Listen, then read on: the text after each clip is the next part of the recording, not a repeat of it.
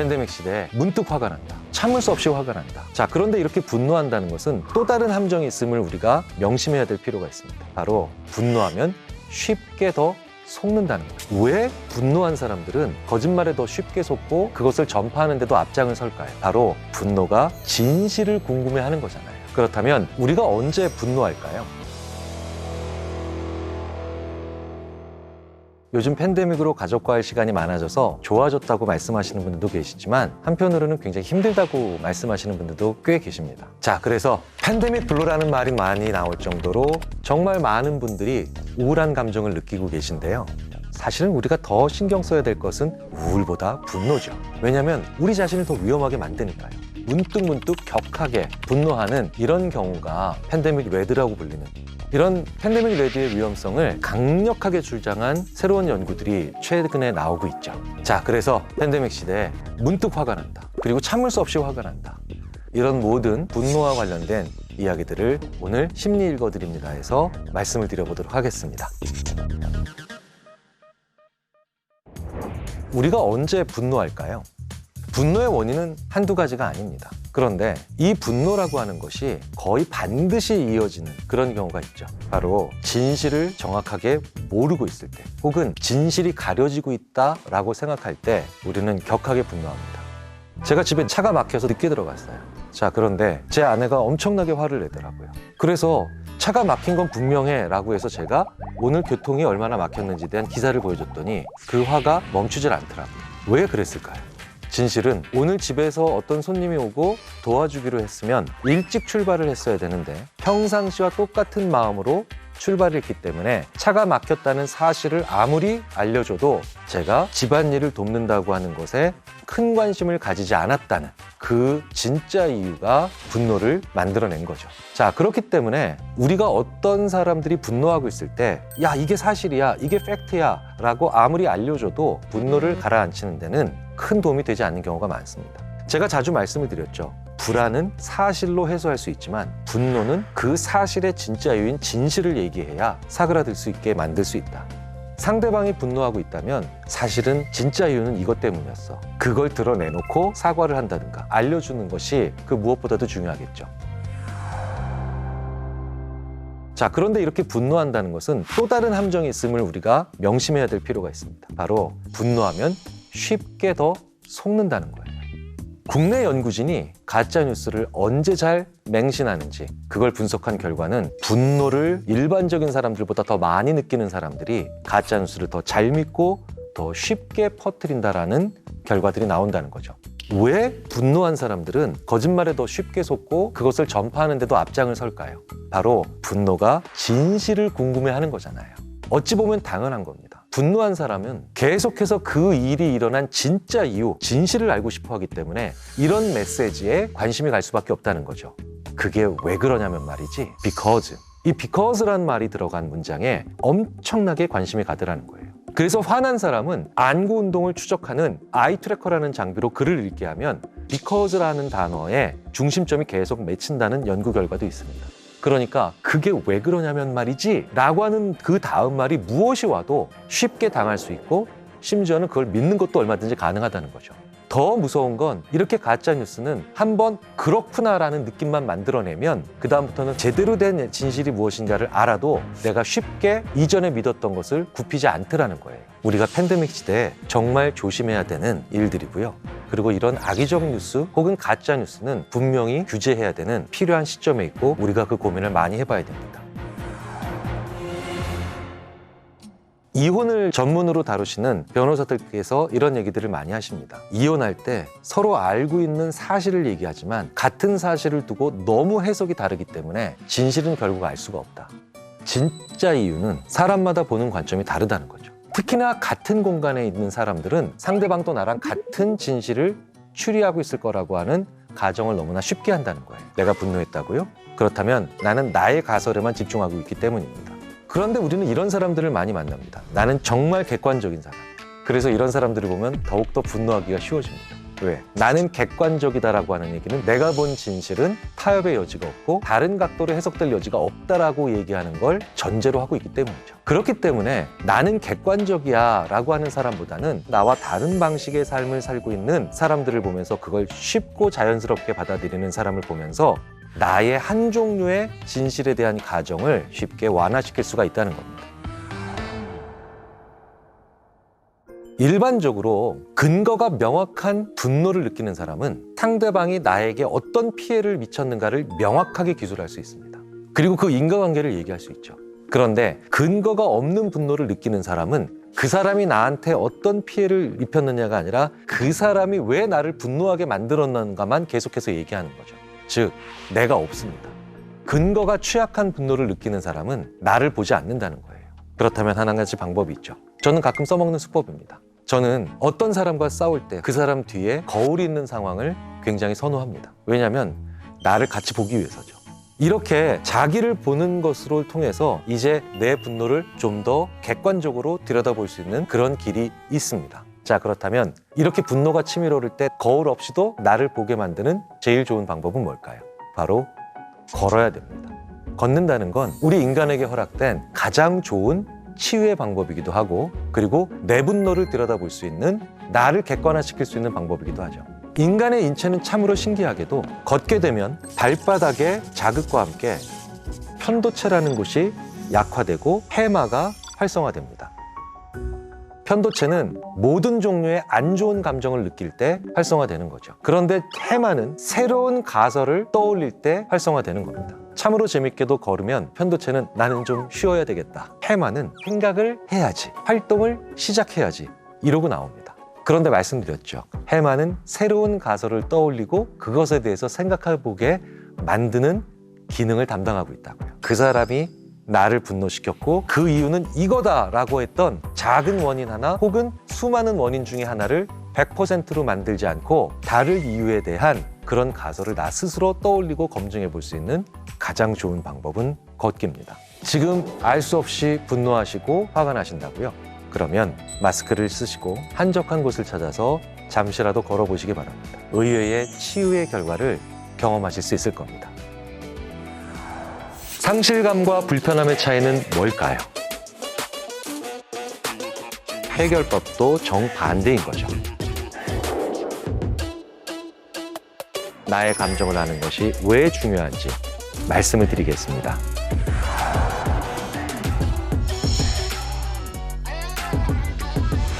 최근에 이런 경험 하신 분들 정말 많으실 거예요. 공연이 취소된다든가 모임이 취소된다든가 인생의 한 번뿐인 입학식 혹은 졸업식이 취소되거나 아니면 축소돼서 갈 수 없는 그런 상황들, 속상하시고 아쉬울 때가 한두 번도 아니죠. 그래서 이런 말씀을 많이 하세요. 예전과 달리 요즘은 이걸 못해서 많이 불편하다고. 그런데 사실은 이 불편하다는 표현에 두 가지 뜻이 상반된 의미로 담겨져 있습니다. 바로 불편함과 상실감이에요. 정말 이것 때문에 너무 힘들어, 불편해 라고 얘기를 하지만 실제로 이 두 가지로 힘들고 어려운 겁니다. 그런데 우리가 한 단어로 묻기 때문에 다르게 대처해야 됨에도 불구하고 같은 방법으로 대처해서 문제를 해결하지 못하거나 다음 어려움으로 이어지는 경우들이 있다는 거죠. 불편함은 일어나면 안 되는 일이 지금 나한테 일어나고 있을 때 그렇게 해서 느끼는 게 불편함입니다. 그래서 불편함이라고 하는 건 제거를 해야 없어지는 감정입니다. 예를 들어 볼까요? 가장 대표적인 게 바로 신발 안에 들어가 있는 작은 돌이에요. 아주 작은 거죠. 그런데요, 그 돌이 계속해서 불편해지기 시작하면서 돌에 대한 생각만 나기 시작합니다. 불편함이 바로 이런 겁니다. 작은 일이라 하더라도 그게 계속해서 일어나고 있다면 다른 어떤 일이나 다른 어떤 생각을 하는데도 쉽게 에너지를 쓰기가 어려워지죠. 그런데요, 상실감은 좀 다르죠. 상실감은 내가 좋아하는 무언가를 잃은 거죠. 빼앗긴 겁니다.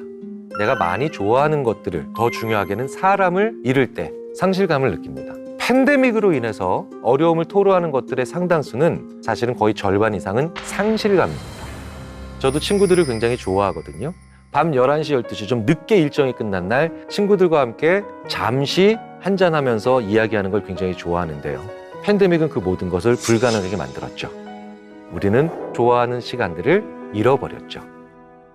친구들을 자주 안 본다는 게 저에게 그 무엇보다도 큰 상실감입니다. 이제는 일을 마치고 돌아가는 시간이 즐겁다라기보다는 활기가 없어지고 기다려지지 않는, 그러니까 이건 불편함이라기보단 상실감이죠.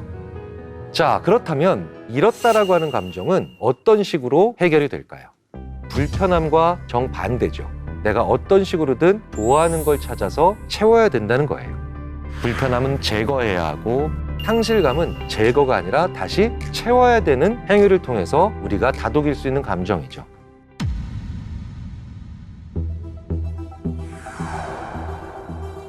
그게 바로 시간이에요. 불편함은 시간이 관건이에요. 내가 잠을 자고 있는데 불빛이 나를 불편하게 만들다면 그걸 견디려 하지 말고 어떻게든 그 불빛을 없애버려야 불편함으로부터 빠져나오는 겁니다. 그렇지 않으면 나의 8시간의 수면 자체가 엉망이 되고 다음날 더 불편함에 민감하게 만들어버리는 그런 결과가 됩니다. 원래 인간에게 안 좋은 것으로부터 벗어나고자 하는 회피 동기와 좋아하는 걸 가지고 싶어하는 접근 동기가 있는데, 이 회피 동기는 접근 동기보다 더 빠른 시간 안에 문제를 해결하기 위한 욕구이자 동기라고 심리학자들이 얘기하죠. 그래서 아무리 좋은 해결 방식이라도 해도 긴 시간이 지난 다음에 그 해결책이 온다는 건 불편함에 있어서는 거의 효과적이지 않습니다. 자, 그러니 불편해하는 상대방에게는요, 빠른 시간 내에 우선적으로 이 문제를 해결해 드리겠다. 이게 가장 위안이 되는 메시지예요. 하지만 상실감을 느끼고 있다는 건 속도를 너무 빨리 내려고 할 때 내가 더 큰 실수를 하게 될 가능성이 큽니다. 예를 들어 볼까요? 제가 이런 친구를 본 적이 있습니다. 열렬히 사랑하는 사이였는데 헤어졌어요. 정말 속상해하고 괴로워했는데 그 다음날 저한테 바로 전화해서 소개팅을 잡아달라고 해요. 아니, 어떻게 그 다음날 소개팅을, 사랑은 사랑으로 채우는 거예요. 정말 그 사람을 사랑하고 소중한 그런 마음으로 대했다면 그 사람이 나를 떠나갔을 때 어느 정도 시간이 지난 다음에 다른 사람으로 채워넣을 수 있는 마음이 생기겠죠. 이건 사실은 사랑하는 사람에게 접근하려고 했던 동기보다는 그 사람이 없는 상태를 견딜 수가 없었던 그런 마음이라고 봐야 되죠. 우리는 사람과 사람 사이의 관계에서도 이런 경우를 자주 봅니다. 좋아했다라기보단 없는 상태를 못 견뎠구나. 그래서 그 상대방을 굉장히 부담스럽게 만들거나 오히려 그 관계가 좋은 관계로 발전하지 못하게 될 수도 있겠죠. 그러니까 내가 상실감으로 힘들어한다면 천천히 차근차근히 좋아하는 것으로 채워 넣어야 됩니다. 인간이 사랑할 수 있는 것은 정말 많습니다. 일시에 채워나가는 게 아니라 조금씩 채워나가야 되는 그런 지혜가 필요합니다. 그렇다면 불편한 것과 상실감, 이 두 가지의 구분이 무엇보다도 중요합니다. 하지만 불편함과 상실감은 종종 착각되죠. 그렇게 이상한 일은 아닙니다. 왜냐? 우리 인간은 내가 지금 어떤 욕구가 있다는 걸 압니다. 문제는 그게 뭔지를 정확히는 잘 모른다는 거예요. 뭘 해야 되는지는 잘 모른다는 거예요. 그래서 강한 욕구를 가지고 있는 걸 알지만 정확하게 실체가 뭔지를 모르니 쇼핑욕이 되는 거죠. 사랑하는 사람을 잃었다고 술과 음식을 계속해서 채워넣는 폭식이나 폭음도 마찬가지죠. 이게 바로 전형적으로 뭔가요? 불편함과 상실감을 구별하지 못하는 상황으로 들어간다는 겁니다. 물론 상실감은 1차적으로는 불편함도 상당 부분 포함하고 있는 것은 분명해 보입니다. 상실감으로 힘들어도 이것으로 인한 1차적 불편감은 있기 때문이죠. 어딘가를 물리적으로 다쳐서 고통을 느낄 때와 사랑하는 사람을 잃었을 때, 누군가와 갈등을 겪고 있을 때 우리의 뇌가 거의 같은 곳이 작동을 하더라는 거죠. 그래서 사랑하는 사람과 헤어졌을 때도 일단 잘 먹고 잘 자야 된다. 굉장히 중요한 즉각적인 조치입니다. 하지만 그건 1차적으로 중요한 조치이지 상실감이라고 하는 건 근본적인 나의 행동들을 필요로 한다는 겁니다. 자, 그렇다면 내가 지금 겪고 있는 게 상실감일까요? 불편감일까요? 우리가 느끼는 감정의 종류가 뭐고 그것이 얼마만큼 나를 힘들게 하는 것인가를 느끼기 위해선 잠시 멈출 필요가 있다는 거예요. 그 멈춤의 가장 중요한 게 말입니다. 말을 잠시 멈춰야 돼요. 자, 생각해 보십시오. 제 아내에 대한 불편함을 친구에게 토로하기 시작합니다. 제가 무언가 컴퓨터를 하고 있는데 밥 먹어, 여보. 그게 좀 쌓여서 그 스트레스를 얘기하고 있는데 그 친구가 저한테 호응을 잘해주다 보니 제가 느끼는 불편함을 점점 더 정당화시키기 위해서 살을 붙이고 있더라고요. 무슨 얘기입니까? 증폭된다는 거죠. 그리고 불편함, 상실감 이런 것들은 상대방만 보입니다. 그래서 1시간쯤 지났더니 제 아내가 악마가 되어 있습니다. 그냥 뒷담화를 한 거예요. 그러니 내가 잠시라도 혼자 있으면서 말을 멈춰야만 그 불편함을 주는 상대방, 상실감의 대상이 됐던 상대방에 대해서 내가 정확히 볼 수 있게 됩니다. 그렇지 않고 즉시적으로 누군가와 함께 말을 하게 되면 그 과정에서 내 불편함과 상실감이 증폭돼요. 말이라고 하는 것이 되게 독특하죠. 토리 히긴스라고 하는 심리학자는 아주 중요한 말을 한 적이 있습니다. Saying is believing. 말하는 것을 믿는다는 거예요. 우리는 믿을 만한 것을 이야기하고 그것에 대해서 논의하는 것 같지만 말한 것을 믿는다는 거예요. 허언증이라고 하죠.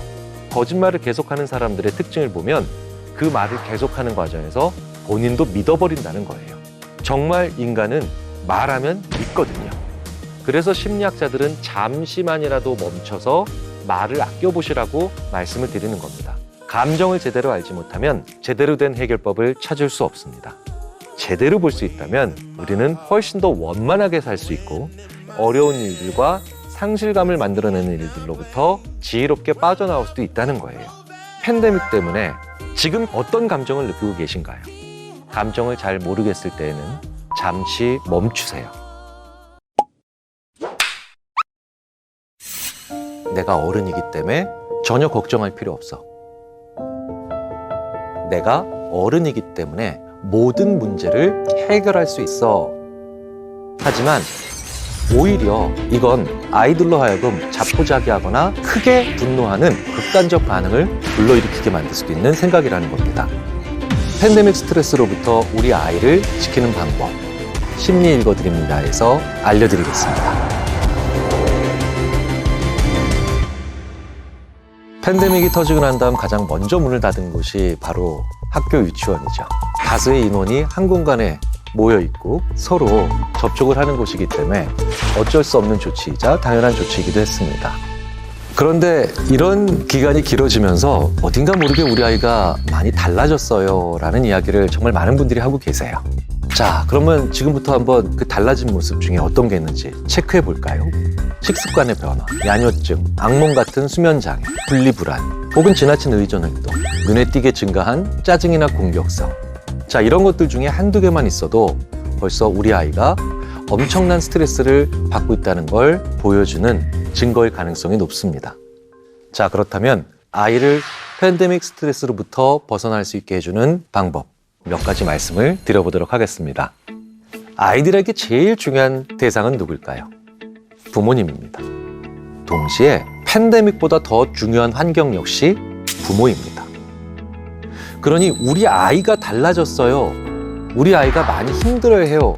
라고 하는 말에서 우리 아이를 부모로 바꿔주시면 팬데믹 위기 상황을 훨씬 더 정확히 보실 수 있는 출발점이 됩니다. 내가 많이 달라진 거예요. 내가 많이 힘들어한다는 겁니다. 우리 아이가 아닌 나로 문제를 바꿨다면 이제 문제를 좀 더 직시할 수가 있겠죠. 내가 어른이기 때문에 모든 문제를 해결할 수 있다라고 하는 이런 그릇된 신념을 나도 가지지 않아야 되고 내 아이에게도 가지게 할 필요가 없다는 거예요. 특히 책임감 있고 아이를 많이 사랑하는 부모님들이 이런 행동을 많이 하시죠. 내가 어른이기 때문에 전혀 걱정할 필요 없어. 이렇게 안심을 시키시는데 이건 아이들로 하여금 오히려 감당할 수 없는 어떤 문제가 생겼을 때 자포자기하거나 크게 분노하는 극단적 반응을 불러일으키게 만들 수도 있는 생각이라는 겁니다. 사실은 이런 생각은 가정에서만 일어나는 게 아닙니다. 제가 개인적으로 존경하는 어떤 기업의 전 CEO께서도 가장 크게 후회되는 일을 여쭤봤더니 이렇게 얘기하시더군요. 나만 어른이라고 생각했던 걸 가장 후회하신대요. 아닙니다. 다 독립적인 인격체죠.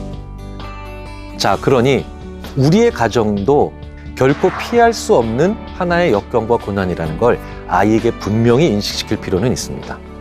그리고 이 세상에서 부모가 모든 걸 다 해결해 줄 수 있는 존재가 아니라는 걸 알려줄 수 있는 기회이기도 하지요. 즉, 아이의 자기주도성을 키워줄 수 있는 또 하나의 기회로 삼을 수 있지 않을까요? 아이들은 팬데믹 상황의 위기를 어떻게 받아들이고 있을까요? 아이라서 잘 모를까요? 아닙니다. 어찌 보면 아이들이 가장 정확히 알고 있을 가능성이 크죠. 아이들이 문제를 있는 그대로 받아들이고 있기 때문에 그래요. 착시 현상도 아이들이 가장 적게 느낀다라는 연구도 있습니다. 우리가 예전 경험을 지금 보는 새로운 것에 적용하고 있기 때문에 느끼는 게 바로 착시 현상입니다. 순진하고 백지장 같은 아이들이 불필요한 경험을 지금 보고 있는 것에 끼워 맞추질 않기 때문에 더 정확하게 볼 수 있다는 것을 보여주는 역설이기도 하죠. 그래서 아이들이 아무것도 모른다는 생각은 스트레스로부터 우리 아이들을 지키는데 별로 좋은 말이 아닙니다. 실제로 아이들은 굉장히 똑똑하고, 똑똑하다라는 것은 문제를 제대로 볼 수 있다는 것을 의미합니다. 이를 두고 발달심리학자 앨리슨 고프닉 교수는 굉장히 중요한 말을 남겼죠. 모든 아이들은 어른들이 생각한 것보다 더 영리하다. 여기서 중요한 건 생각한 것보다. 어른들이 아이들은 요 정도밖에 안 돼 라고 생각하는 것보다 아이들은 더 많이 알고 있고 많이 볼 수 있다는 거죠. 두 번째로 우리가 생각해 볼 부분들이 있죠. 우리는 보통 이렇게 얘기합니다. 스트레스로부터 혹은 다른 것으로부터 아이들은 어른들보다 더 취약하다. 자, 이 취약하다는 말은 그런데 별로 좋은 말이 아닙니다. 아이들이 더 예민하고 민감한 거예요. 우리가 취약하다라고 생각하면 막으려 하고 그 다음에 그저 보호하려고만 하기 때문에 무언가를 알려주지 않으려고 합니다. 아닙니다. 우리가 느끼는 걸 아이들도 같이 느끼고 있죠. 하지만 더 예민하고 더 민감하기 때문에 더 강하게 느낄 가능성이 크다는 거예요. 자, 그렇다면 어떻게 해야 할까요? 스트레스로부터 우리 아이를 지키기 위한 가장 중요한 것은 서로 상의하는 것을 잊지 말아야 된다는 겁니다. 그런 문제는 없어, 몰라도 돼, 아니 일어나지 않아 라는 말을 들으면서 우리 아이들은 더 힘들어할 수도 있습니다. 그것보다는 이런 대화 방법은 어떨까요? 나는 이 정도가 되니까 심장이 좀 떨린다 야. 너는 어떠니 영희야? 라고 하면 영희가 이렇게 얘기하겠죠. 저는 잠도 안 와요. 어떻게 해야 되나요? 자, 그러면 심장이 떨리는 아빠와 그리고 잠을 못 자는 영희 사이에 어떤 중간 지점이 나올 수가 있겠죠. 심리적으로 한 배 탄 사람이 되잖아요. 그러니 우리 두 사람 모두 힘을 합쳐서 조금 더 잘 잘 수 있는 상황을 만들어 보자라는 상의가 가능하겠죠. 나보다 더 많이 예민하고 민감할 수 있는 아이한테 나는 이 정도를 느끼고 있어 라고 얘기를 해주고 내 부모님과 나 모두 같은 운명 공동체구나 라고 느끼게 만들면서 같이 문제를 해결할 수 있는 뜻밖의 해결책들을 도출할 수 있지 않을까요? 집안에서 우리 아이가 스트레스를 너무 많이 받는다. 이 스트레스를 좀 덜어줄 수 있는 방법이 없을까요? 라는 질문도 많이 하세요. 정말 아이가 많이 답답해하는 건 확실히 맞습니다. 자, 그런데 답답하다 무슨 뜻일까요? 네, 에너지를 발산을 못하고 있다는 거예요. 이렇게 어렵고 답답해하는 아이들을 위해서 우리가 밖에 나가서 좀 운동을 하게 해주세요 라고 많은 전문가들이 얘기를 하시죠. 그런데요, 이 운동이라고 하는 말을 어른스럽게만 생각을 하는 것은 큰 문제입니다. 이 운동이라고 하는 것을 레저나 스포츠에 국한시키기 때문에 아이들에게 운동이라고 하는 것을 줄 기회를 오히려 스스로 제한하고 있는 거 아니냐는 거예요. 그리고 아이들의 운동 중에 최고는 모든 종류의 장난입니다. 구글 이미지 검색에서 한번 장난이라고 쳐보십시오. 이 세상의 모든 헛짓거리들이 다 나와 있습니다. 간지럼 태우기, 꿀밤 때리기, 술래잡기, 차를 가지고 놀기. 자, 장난의 종류 엄청 많죠. 왜 이런 모든 종류의 장난을 우리는 계속해서 치고 있을까요? 돈이 되는 것도 아니고 무언가 일이 되는 것도 아닙니다. 하지만 도마뱀은 장난치지 않습니다. 고등동물로 갈수록, 영장류로 갈수록 장난은 많아지고요. 인간을 규정하는 가장 중요한 특징 중에 하나가 바로 장난입니다. 그리고 그 장난을 통해서 나의 에너지를 발산한다는 거예요. 특히 이 장난을 치면서 아이들은 뭐 할까요? 까르르 하고 웃죠. 까르르 하고 웃을 때 인간은 가장 많은 에너지를 소모합니다. 아이들이 답답해 한다고요? 그러면 한 번쯤 돌아볼 필요가 있습니다. 장난치지 마. 왜 그 장난을 한번 되돌아보실 필요가 있어요. 그 장난치지 마의 대상이 됐던 헛짓거리는 수십, 수백 가지 종류가 있을 겁니다. 그 중에 아파트에 사신다면 층간소음에 해당되는 것만 빼놓고 아이들한테 얼마든지 하게 해주실 수 있다는 거예요. 잊지 마십시오. 아이들의 운동 중에 최고는 장난입니다. 첫째, 아이들이 생각한 것보다 어른들은 그렇게 슈퍼맨이 아니라는 겁니다. 둘째, 평상시보다 아이와 좀 더 허심탄회하게 상의하는 대화를 할 필요가 있죠. 셋째, 집안에서 아이가 장난을 칠 수 있어야 됩니다. 평상시에 있는 사실을 잘 공유하는 지혜가 필요하고요. 아이들의 답답함을 아이들이 자주 하는 장난을 같이 해보시면서 한번 풀어보시는 건 어떨까요? 그러면 아이들과 함께 팬데믹 위기 상황을 보다 잘 헤쳐나갔을 수 있지 않을까 생각이 듭니다. 팬데믹 시대, 우리를 지킬 수 있는 가장 좋은 방법, 두말할 필요 없이 거리두기죠. 자, 그런데 거리두기를 하다 보니까 혼자 있는 시간 당연히 많아지셨죠. 혼자 있는 시간에 정말 많이 하시는 일이 있습니다. 여러분들 어떤 걸 주로 많이 하고 계신가요? 바로 쇼핑. 스마트폰을 보더라도 쇼핑, TV를 보더라도 쇼핑. 계속해서 우리는 쇼핑을 하고 있습니다. 이렇게 팬데믹 시대에 우리가 쇼핑을 할 수밖에 없는 어쩔 수 없는 심리적 이유가 있겠죠. 궁금하시죠? 지금부터 읽어드리겠습니다. 작년 블랙 프라이데이 때 대형 TV들이 물류창고에 줄지어 섰던 모습 기억하실 겁니다. 실제로 2020년 해외 온라인 쇼핑은 전년 대비 무려 48%가 증가했다고 하죠. 지금 이 영상을 보고 계시면서도 한쪽 창에 쇼핑을 하고 있는 분도 계실 거예요. 뜨끔하셨나요? 괜찮습니다.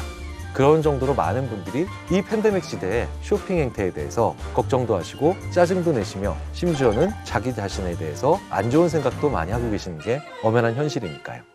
저는 이걸 쇼핑 중독이라는 표현을 쓰기는 싫습니다. 쇼핑 중독이라기보단 쇼핑 과몰입이 더 맞는 표현 같아요. 중독이라고 하는 것은 내성이라든가 금단 증상이라든가 이런 것들이 반드시 동반돼야 됩니다. 우리는 쇼핑을 하지 않아도 괴롭지 않을 방법이 얼마든지 있기 때문에 우리가 쇼핑에 과도하게 몰입하고 있다. 과몰입이라는 표현이 더 적절한 것 같습니다. 그럼 우리는 언제 과몰입되기 쉬울까요? 바로 우울할 때입니다.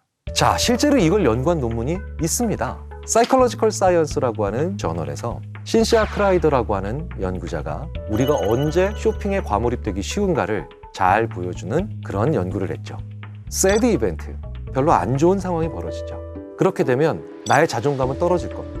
그러면 당연히 이걸 끌어올리고 싶은 욕구가 발생할 겁니다. 무너졌던 나의 자존감 혹은 떨어진 나의 자아의식을 끌어올리는 방법 중에 하나가 바로 뭡니까? 무언가를 소유하는 거죠. 왜겠어요? 소유의 반대가 뺏기는 거죠. 뺏긴다라는 것이 바로 나의 자아가 떨어진다는 것이고, 그러니 반대인 무언가를 다시 가져온다라는 것은 나의 자아를 상승시키는 방법이라는 걸 우리 뇌가 잘 알고 있다는 거예요. 그래서 울적한 사람은 어떻게든 무언가를 가짐으로 인해서 그 떨어진 자아를 올리고자 하는 욕구를 자연스럽게 가지게 됩니다. 그리고 더욱 여기서 중요한 건 즉각적으로, 아, 나 우울해. 즉각적으로 재빨리 나를 끌어올리고 싶겠죠. 그래서 우리 뇌는 유혹을 받는 거죠. 우울해? 가지자. 가장 빠른 방법인 무언가를 소유한다는 게 바로 어떤 행동으로 이어지게 됩니까?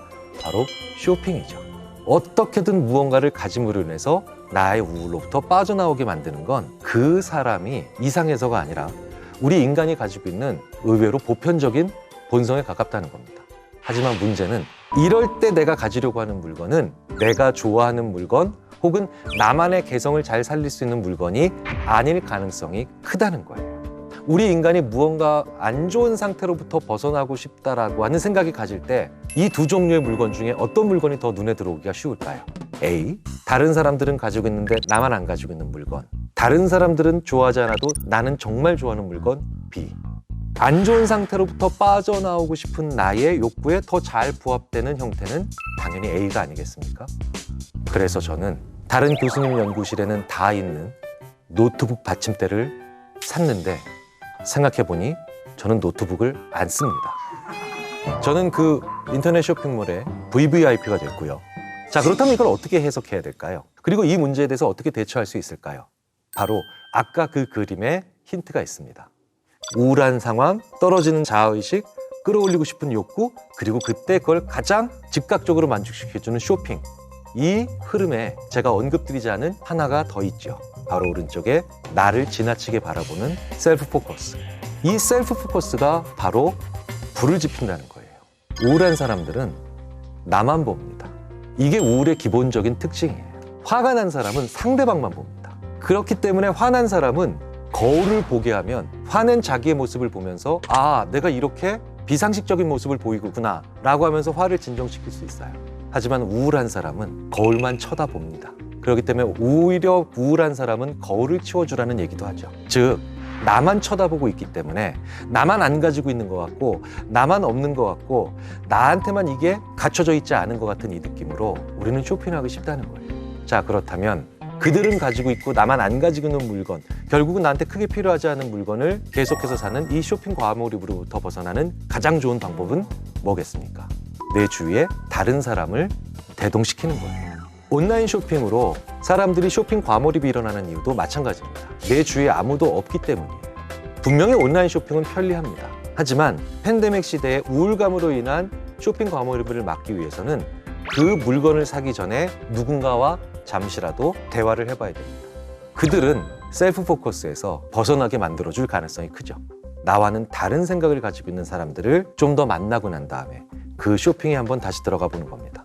그렇다면 나를 바라보고 있는 생각을 잠시 빼내서 다른 사람들을 바라보게 만드는 혹은 그 물건을 다른 각도로 바라보게 만들 수 있는 안전장치가 될 수 있죠.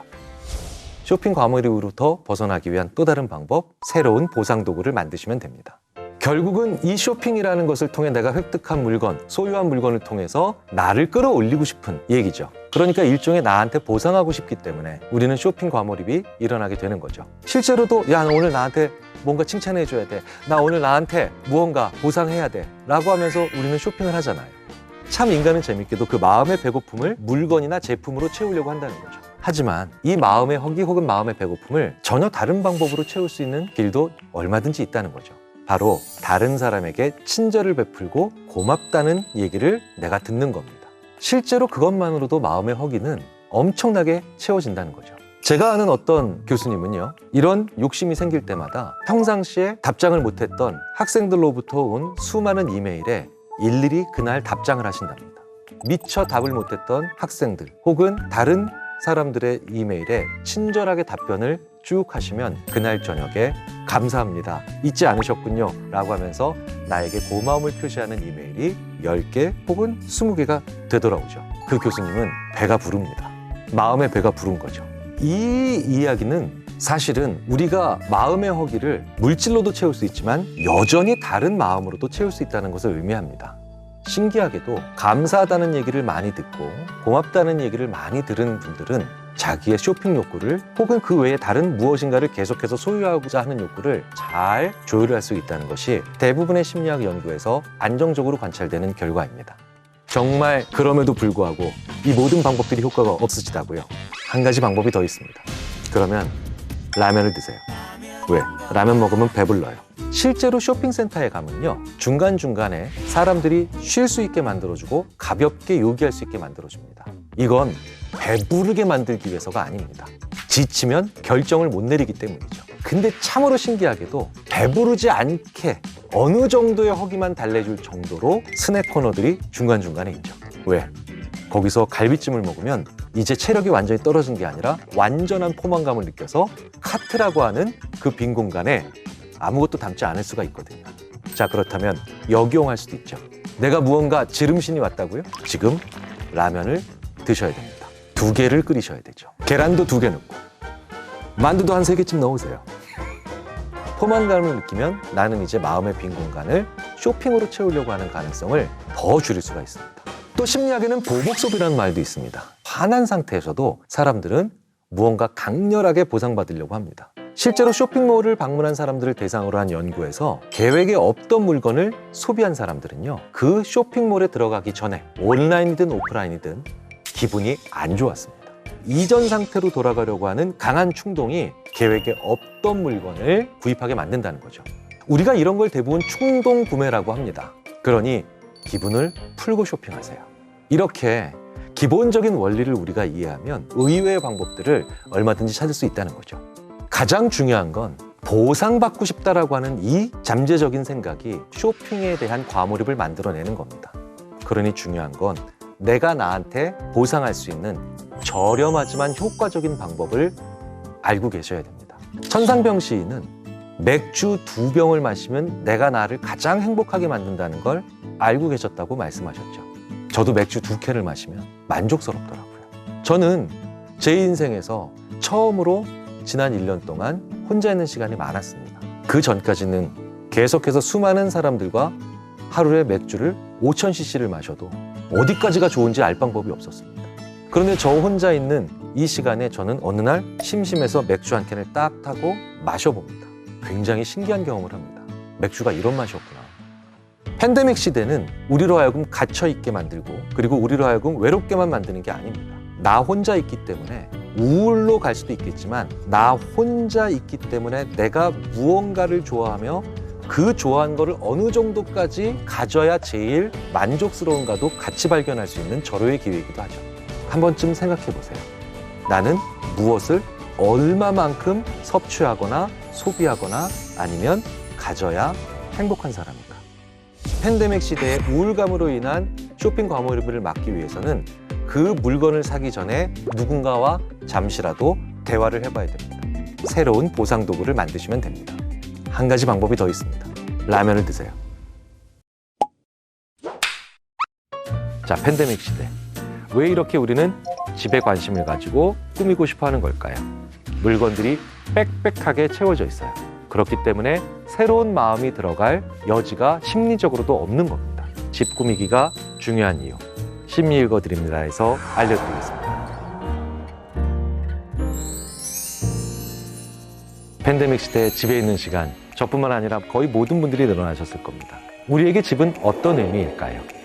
그리고 이 팬데믹이 지나간 후 집은 어떤 의미가 되겠습니까?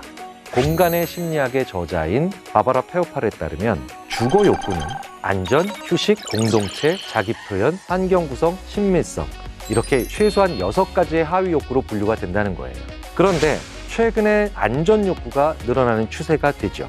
그 안전을 지키기 위해 들어간 집이 이제 시간이 길어지니까 활기를 주는 공간이 될 필요가 있다는 거예요. 예전엔 집 꾸미기라고 하는 것은 여성 잡지의 단골 주제였습니다. 그런데 이제는 집 꾸미기는 남녀노소 모든 사람들에게 해당되는 주제가 될 수 있다는 거예요. 이렇게 팬데믹 시대에 집이라고 하는 공간을 좋은 공간으로 꾸미기 위해서 가장 필요한 건 뭘까요?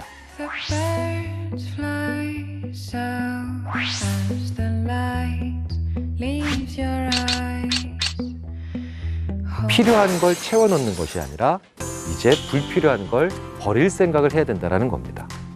인간은 재미있게도 물리적 공간과 심리적 공간이 상당 부분 일치를 합니다. 그래서 혼란스러워진 집에서는 점점 더 심란해지고 무엇인가를 할 수 없는 상태가 되죠. 팬데믹 시대에 우리는 집에서 할 일이 많아집니다. 그런데 집에 불필요한 물건들이 많아질수록 집에서 할 수 있는 일들이 점점 더 줄어든다는 거예요. 인간은 물리적 공간도 비워야 마음속에서 다시 채워넣을 수 있는 것들이 만들어지게 되어 있죠.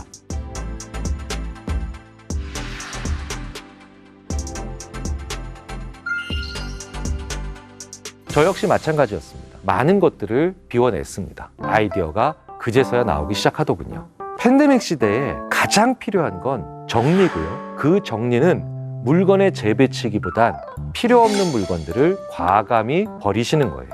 그렇기 때문에 무엇을 버릴지를 결정하는 것이 그 무엇보다도 필요하고요. 가족들끼리 상의를 해보는 것도 굉장히 좋습니다. 왜냐하면 가족이 어떤 생각을 가지고 있는가를 잘 알 수 있게 되거든요. 이건 절대로 버리면 안 돼요. 왜 그걸 버리면 안 되는가를 서로 얘기하는 과정에서 그 사람의 진짜 속내나 아주 중요한 것들을 깨달을 수 있다는 거예요. 저는 값비싸게 구입했던 물건도 그거는 버려도 됩니다 라고 얘기했던 아이인데 절대로 버리면 안 되는 팔레트가 있다는 걸 알게 되면서 아이가 미술에 관심이 있다는 걸 그제야 깨달았습니다.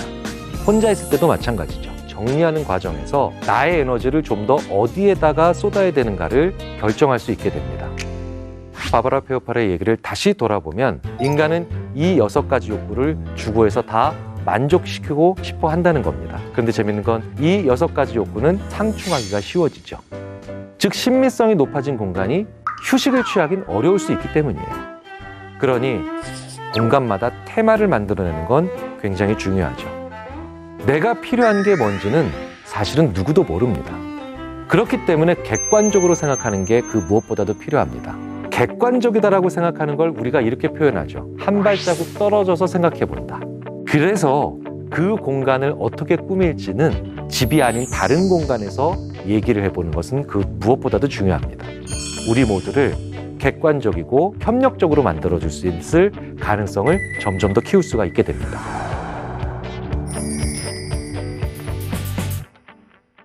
인간은 굉장히 높이에 예민한 존재입니다. 기본적으로 천장이 낮고 좁을 때 안락함, 편안함, 안정감이 있죠. 천장이 높고 그리고 옆으로 더 개방감이 있을수록 활력이라든가 새로운 아이디어를 만드는 데 유리하다는 건 대부분의 심리학과 관련된 연구에서 안정적으로 관찰이 되는 현상입니다. 안정감을 주는 인테리어가 필요하시다고요? 중요한 건 천장의 높이입니다. 그리고 좁혀져 있는 느낌이죠. 막혀져 있다는 느낌은 칸막이로 해결이 되죠. 문제는 천장의 높이는 조절이 안 됩니다. 어떻게 해야 될까요? 내가 천장 쪽으로 좀 더 올라가면 되죠. 약간 더 두꺼운 매트리스를 놓는다든가 책상을 조금만 높게 만들어 보세요. 한 5cm 정도만 변화를 줘도 안락감에는 큰 차이가 일어납니다. 집에 안정감을 주는 또 하나의 방법이 있습니다. 모든 책을 한 방으로 몰아버리는 것도 좋은 방법입니다. 우리는 무의식 중에 책은 지식이고 지식은 무겁고 그러니 차분하고 조용해야 된다. 그래서 안정감 있고 차분한 곳이 되는 그런 심리적 효과를 누리게 된다는 거죠. 그곳에서 차 한 잔을 하시면서 조금 더 편안한 마음을 가지기도 쉬워질 겁니다. 집에 대한 애정을 키우고 싶다면 또 하나의 재밌는 방법이 있죠. 우리는 애정을 가지고 있을 때 애칭을 부여합니다. 그런데 왜 가장 비싸고 가장 많은 시간을 보내는 집에는 애칭을 안 붙여주세요? 이름을 달리 붙이면 사람들의 생각이 달라집니다. 사진을 보여주고요. 저건 타운하우스다 라고 하니 사람들이 그 집에 대해서 기억하고 있는 것이 달라지더라고요. 그런데 이런 별명 인터넷 공간상에 있는 집에는 많이 붙이시죠. 블로그에는 누구누구의 무슨 집, 누구누구의 무슨 공간 이렇게 이름을 엄청나게 많이 붙이세요. 그런데 진짜로 내가 사는 집에는 그 애칭을 안 붙이시나요? 붙인 이름에 따라 분위기가 따라가는데요. 그리고 방마다 이름을 다르게 붙이는 경우도 있죠. 공간 분리를 만들어내서 집을 더 다양하게 쓸 수 있게 되는 재미있는 방식이 되기도 합니다. 채원이 방이라고 제가 얘기했더니 저희 막내딸이 채원랜드라고 붙여주세요. 저는 저 방에서 놉니다. 집도 이름을 다르게 하는 것만으로도 엄청나게 다른 느낌을 줄 수 있다는 겁니다. 그 애칭 때문에 애정이 생기실 겁니다. 뭘 사서 꾸밀지보다는 뭘 버릴지 한번 꼭 생각해 보시기 바랍니다. 우리 집을 객관적으로 보는 시선도 필요하죠. 집이 아닌 다른 공간에서 한번 얘기를 나눠보시는 건 어떨까요? 안정감을 주는 인테리어가 필요하시다고요? 책을 모두 한 공간에 모아보세요. 이불과 책상을 좀 높게 만들어 보시는 아주 작은 지혜가 필요합니다. 집에 대한 애정을 키우고 싶다고요? 애칭을 붙여주십시오. 팬데믹 시대에서 어떻게 하면 일을 더 잘할 수 있을까? 인간은 의지력과 노력만으로 성공하거나 훌륭해지는 존재가 아닙니다. 핵심은 뇌를 살짝 속여야 된다는 겁니다.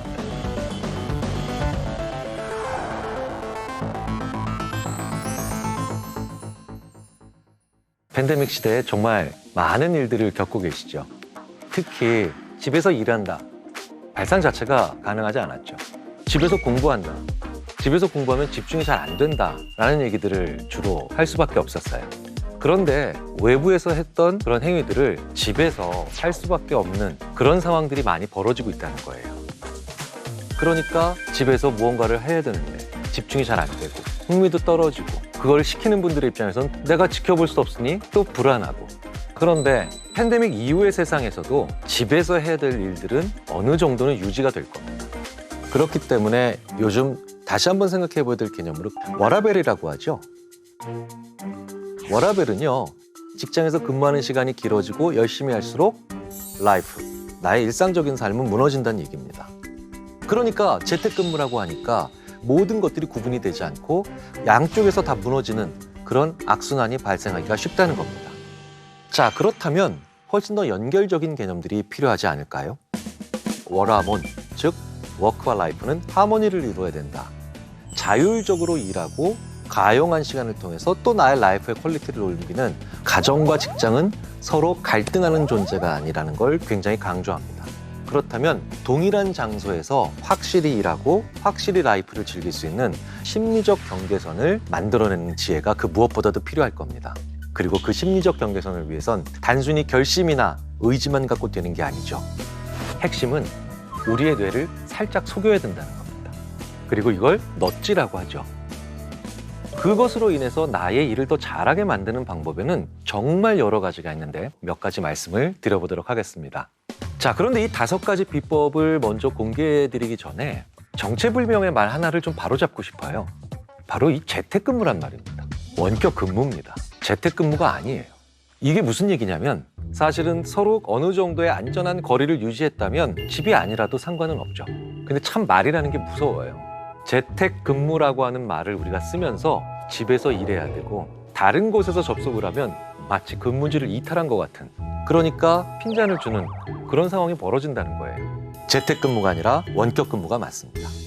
어디에서든 일 잘할 수 있는 5가지의 비법 공개해드립니다. 그 중에 첫 번째가 바로 나는 일을 하고 있다고 암시를 줘야 된다는 거예요. 출근한다는 건 일터로 입장했다는 뜻이에요. 그렇다면 이렇게 일터로 입장한 것처럼 나의 뇌도 심리적으로 입장을 해야 됩니다. 우리의 뇌는 참 재밌어요. 그 공간에서는 무언가를 해야 된다라고 하는 가정이 있습니다. 그렇기 때문에요, 내가 일을 하기 전에 컴퓨터로 게임을 하거나 아니면 SNS를 하고 있었다, 그 창을 밑으로 내렸다고 해서 다른 일을 할 수 있다 라고 생각을 하시면 안 된다는 겁니다. 완전히 프로그램을 종료하시고 잠시라도 방 바깥으로 나가셔야 돼요. 그리고 다시 들어오셔야 이제 일을 하실 준비가 된다는 겁니다. 심지어 그렇게 나갔다가 들어오면서 회사에서 쓰던 아이디 카드를 장난삼아 긁고 들어갑니다. 말도 안 되는 것 같으시죠? 하지만 이런 가벼운 행동 몇 가지가 우리 뇌에게 아주 긍정적인 착각적 암시를 줍니다. 바로 나는 일터로 입장하고 있다는 거죠. 두 번째로 원격 근무에 중요한 포인트가 있습니다. 자세입니다. 우리가 자세를 바로 해, 이런 얘기하죠. 어떨 때 이런 얘기하나요? 내 얘기에 경청하게 만들 때 이렇게 얘기합니다. 자세가 왜 중요하냐면요, 바로 인간의 몸과 마음이 일치되어 있기 때문입니다. 자, 그렇다면 나의 원격 근무 자세는 어떤지 한번 찍어볼 필요가 있겠죠. 직장에서의 자세와 얼마나 다른가. 일단 다리 하나가 위로 올라가 있어요. 자세부터 먼저 바로 하자는 거죠. 그래서 저는 중요한 글을 읽을 땐 차렷 자세와 같은 약간의 긴장감을 유발하는 자세를 취하고 읽게 되죠. 그런데 저는 반대로요, 이거를 볼 때 내가 좀 느슨한 마음이 필요하겠다, 소파에 가서 거의 눕다시피 합니다. 하지만 직장에선 그렇게 할 수가 없죠. 그런데 오히려 그걸 할 수 있다는 거죠. 그래서 저는 홈 오피스 룩도 우리가 생각을 해봐야 된다는 거예요. 집이라는 곳에서 일해야 될 때 어떻게 옷을 입어야 되는가? 똑같이 입어야만 할까요? 혹은 집에서 입는 것처럼 그냥 아주 편한 옷을 입어야 될까요? 온라인 회의를 할 때 상의는 신경을 쓰죠. 남들에게 보이는 내 모습 때문입니다. 하지만 참으로 재밌게도 나의 몸은 하의에 더 많은 신경을 씁니다. 내가 청바지를 입고 있다면 나는 어딘가에 놀러 가고 싶은 거고요. 그리고 내가 오피스에서 입었던 바지를 입었다면 좀 더 일을 할 준비가 잘 돼 있는 거예요. 심지어는 양말을 신고 있느냐 신고 있지 않느냐에 따라서 집중도도 어마어마하게 큰 차이가 납니다. 나는 어떻게 입어야 효율을 낼 수 있느냐, 한 번쯤 우리가 생각해 볼 필요가 있죠. 세 번째, 화면을 향한 나의 눈의 각도를 조절하는 겁니다. 이 각도는 자세와도 상당 부분 연동이 되죠. 그리고 우리는 이 각도를 실제로 내가 일하는 일터에서 무의식 중에 잘 맞춰왔었어요. 어떤 내용을 전반적인 개요를 파악하기 원하신다면 내가 내려다보면서 봐야 된다는 거예요. 반대로 구체적인 내용을 보고 싶다면 자세를 낮춰서 올려다 봐야 된다는 거죠. 수많은 연구들에서 이 효과가 증명이 됩니다. 그렇기 때문에 각도나 자세나 위치를 바꿀 수 있는 제품에 우리가 많은 돈을 지불한다는 겁니다. 그게 중요하다는 것을 알고 있다는 뜻이에요.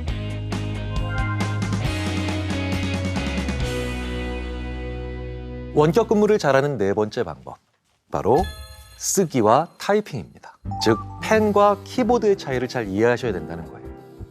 키보드는 빠르고 펜은 느립니다. 빠르면 무조건 좋을까요? 아니죠. 느린 도구이기 때문에 더 좋은 걸 수도 있고 빠른 도구이기 때문에 더 좋은 것이 각각 따로 있다는 거예요. 쓴다는 건 내가 속도가 빠르지 않은 입력 도구를 가지고 그 내용을 듣고 있다는 거죠. 많은 것을 남기지 못하다는 것입니다. 근데 재밌는 건 그걸 우리가 요약이라고 부르죠. 핵심이라고 부릅니다. 같은 브리핑을 들을 때 펜을 들고 있는 사람은 핵심을 적기가 유리해집니다. 하지만 핵심이 언제나 중요한 건 아니죠. 자질구레한 내용까지도 많이 남겨서 그때 이런 게 있었네? 그런데 지금 이와 비슷한 생각을 하고 있네? 연결하고 새로운 아이디어를 만들 땐 키보드로 정리된 내용이 더 유리하다는 겁니다. 자, 그렇다면 나는 이 회의에서 핵심으로 갈 것인가? 이후에 새로운 아이디어를 위한 근거를 많이 남기는 것으로 갈 것인가? 한 번쯤 고민해 보시는 건 어떨까요? 5번째, 중요한 포인트가 있습니다. 녹음해야 된다는 거예요. 사실은 이건 원격 근무이기 때문에 가지고 있는 장점이기도 합니다. 왜냐? 우리가 오프라인 회의할 때 회의 끝나고 나와서 야, 그때 그 사람 무슨 얘기했지? 이 얘기 무슨 얘기야? 저도 느끼지만 나중에 슬쩍을 펼쳐봤을 땐 글은 많은데 무슨 얘기인지 하나도 모르겠더라고요. 글은 한 번 거쳐간 내 생각의 기록입니다. 하지만 말은 나의 정서나 느낌, 평가를 완전히 기록해놓고 있습니다. 그런데 온라인 회의에서 얼마든지 녹음할 수 있죠. 이제 나만의 생생한 기록들을 잘 활용할 수 있다는 거예요. 소리로 내서 얘기하고요. 계속해서 녹음하고 나중에 그걸 들어보면 신기하게도 거의 모든 것들이 복원되고 요약됩니다. 자, 그렇다면 어떠한 자세, 위치, 각도, 키보드와 펜, 이 모든 것들이 바로 뭘까요? 미세한 차이를 몸이 잘 반영해서 우리의 생각에 입력하고 있다는 거예요. 그러니 이건 우리가 섬세한 존재이기 때문이라고 이해를 하셔야 될 겁니다. 자, 그런데 여러 가지 기법들을 통해서 우리가 결국 무엇을 추구해야 되는 걸까요? 바로 자율성입니다. 스스로 일하고 역동적으로 연결하는 거죠. 자, 그렇다면 이제 마지막으로 우리가 필요한 것들이 있습니다. 어떨 때 일을 가장 자율적으로 하는가에 대한 나만의 기록이 필요하다는 거예요. 그래서 저는 문장으로 쓰는 일기는 일주일에 한두 번만 해도 괜찮다라고 얘기를 합니다. 하지만 이렇게 기록으로서의 로그는 매일매일 남겨두시는 게 좋습니다. 오늘 나의 일에 점수를 한번 주십시오. 그리고 어떤 옷 입었고 몇 시에 일했고 어떤 자세로 일했는지. 저는 그래서 일이 잘 안 될 때와 일을 참 잘했다라는 느낌이 들 때 제 컴퓨터 모니터 화면을 캡처하기도 하죠. 재밌게도 일이 잘 될 때와 잘 되지 않았을 때의 공통적인 패턴은 계속해서 나옵니다. 그렇다면 이제 역으로 저는 그 패턴을 만들어 놓고 일을 할 수도 있겠죠. 그것만으로도 일을 잘할 수 있거나 공부를 잘할 수 있는 훌륭한 환경이 설계되죠. 인간은 의지력과 노력만으로 성공하거나 훌륭해지는 존재가 아닙니다. 패턴들을 알기 시작하고 같은 노력으로 훨씬 더 큰 결과의 차이를, 긍정적 결과들을 만들어낼 수 있지 않을까 생각이 듭니다. 어디서든 일을 잘하기 위해서는 5가지가 최소한 필요하죠. 사소하게라도 일한다고 나에게 암시를 줘야 됩니다. 자세를 바로 잡아야 됩니다. 그리고 화면을 보는 눈의 각도도 조절할 필요가 있고요. 키보드와 볼펜 사용법도 분류해 볼 필요가 있죠. 녹음기를 잘 써야 되죠. 안녕하세요. 인지심리학자 김경일입니다. 집중이 안 되네.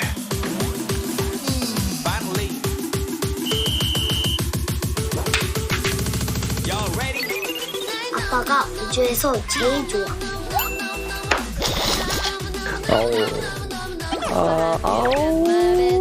오빠 사랑해 안 사랑해? 사랑해. 아우. 너무 귀엽죠? 사랑스러워. 굉장히 비슷한 반응들을 보이셨을 거예요.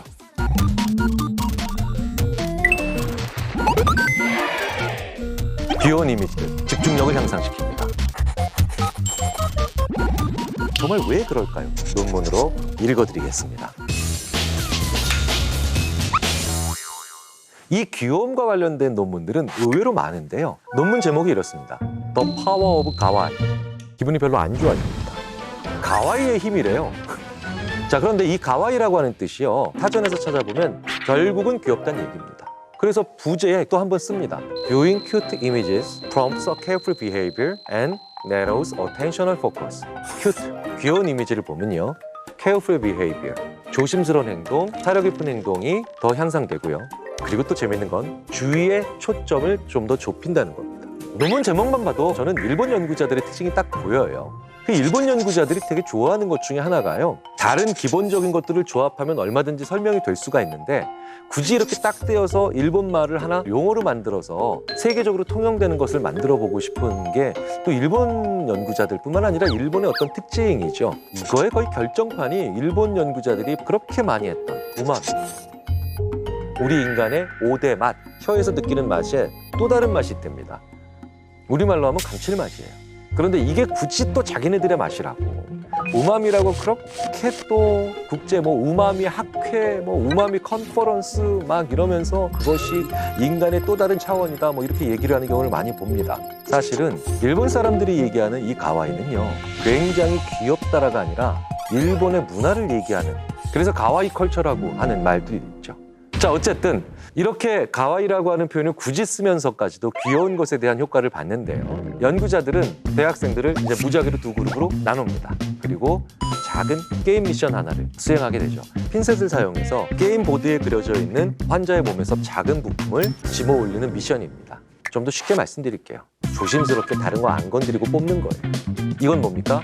뇌가 운동과 얼마나 잘 협응하는가, 이런 걸 모터 컨트롤이라고 하죠. 운동에 관련된 것을 잘 통제하는 능력을 보는 거죠. 자, 그러면 어떤 사진을 봤을까요, 사람들은?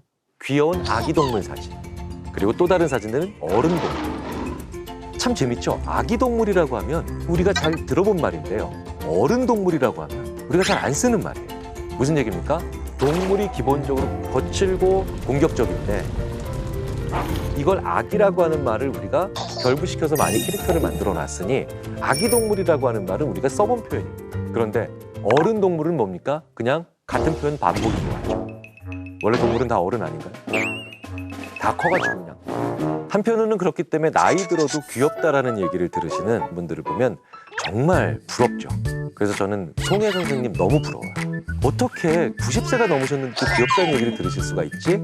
자, 왜 가능할까요? 웃기 때문이에요.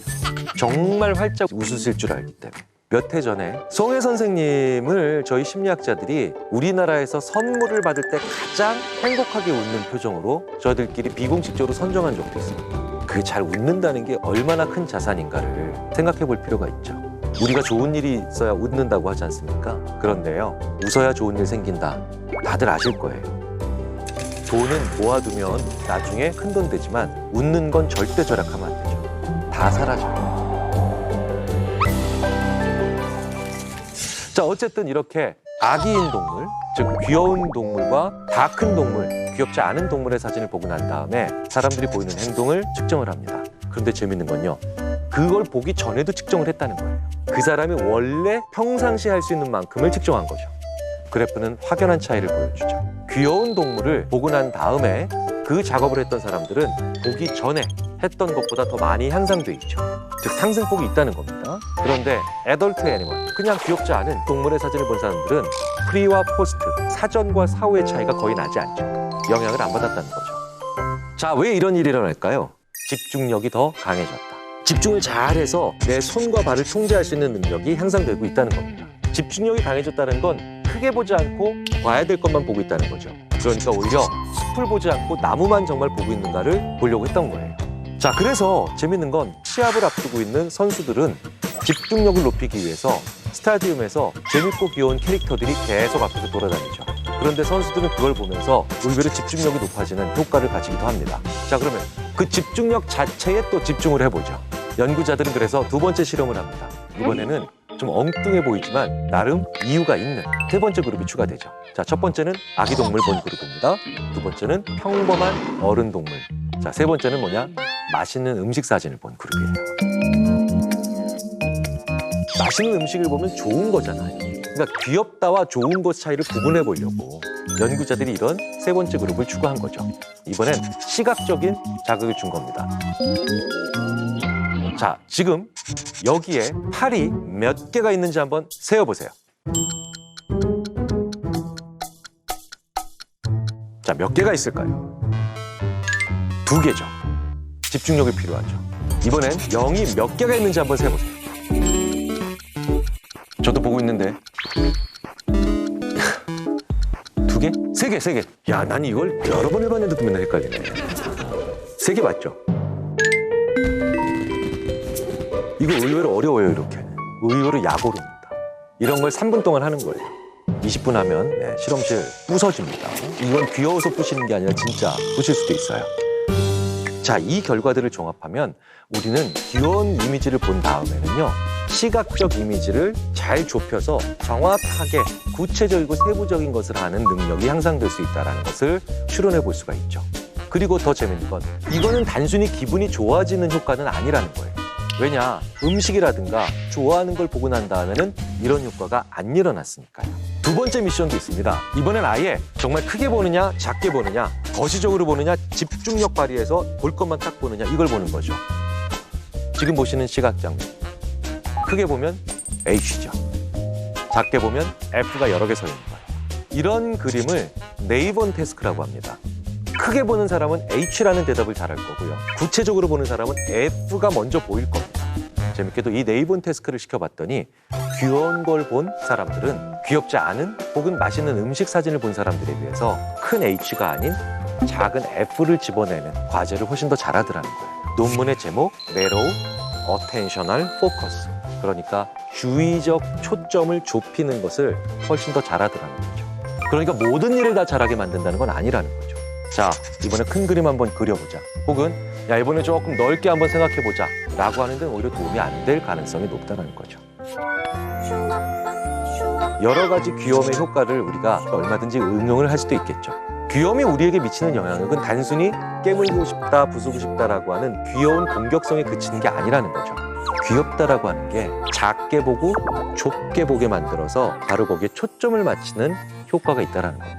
그래서 작고 구체적인 지식을 계속해서 외우는 공부방에도 효과가 있는 것은 당연한 추론인 것 같습니다. 공부할 때 백록담이 그려져 있거나 백두산 천지가 그려져 있는 그림보다는 귀여운 캐릭터를 옆에 놓거나 귀여운 사진을 옆에 걸어 놓으십시오. 저도 그래서 연구실에 2살 때의 제 두 딸의 사진 있고요. 그러면서 잠시나마 그들의 현실적인 모습, 그들의 현재의 모습을 잊고 저는 집중력이 높아지는 그런 아주 재미있고 신기한 경험을 합니다.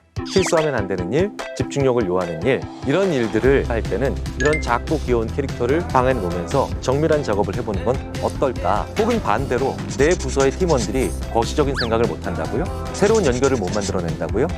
그렇다면 너무 귀여운 캐릭터들로만 회의실이 채워져 있지 않은가 한번 생각해 볼 필요도 있겠죠. 이 모든 것들이 결국 의미하는 건 우리 인간이 주위의 상황에 굉장히 민감하게 반응을 한다라는 또 하나의 결론에 관련이 있기 때문입니다.